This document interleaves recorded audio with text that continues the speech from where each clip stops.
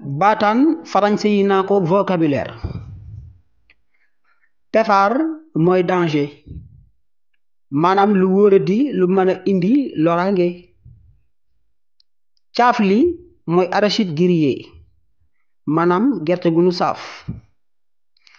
caaf gi mooy teste maanaam xoole ni mbir nit ngir bëgg a xam ndax jaar na yoon am déet. sangañ mooy être anémie maanaam jàngoro yu néew deret. saw làkk mooy sa bopp ku doyadil saw làkk doyadil nga sa bopp te Cheikh Anta Diop neewoon na làkku jàmbur deesu ci génte bàyyi ci xel am na solo